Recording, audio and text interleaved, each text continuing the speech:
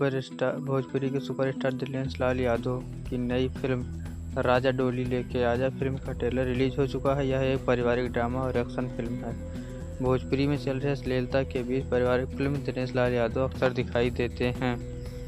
इस वीडियो में हम आपको बताएंगे कि राजा डोली लेके आजा भोजपुरी फिल्म के बारे में कि यह कब तक रिलीज होगी। इस वीडियो को लास्ट तक देखें, तभी आप जान पाएंगे कि यह फिल्म कब रिलीज होगी।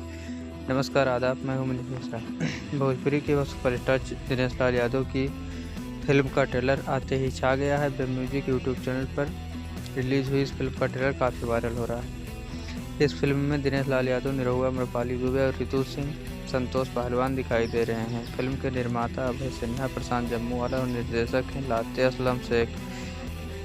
यह फिल्म काफ़ी शानदार है और भोजपुरी में चल रही अश्लीलता के बीच पारिवारिक फिल्म बधाई के पात्र है। आशा है कि दर्शक इस फिल्म को अपना प्यार देंगे। और हम आपको बता दें कि अभी तक कोई ऑफिशियल जानकारी नहीं मिली। कोई भी जानकारी मिलती है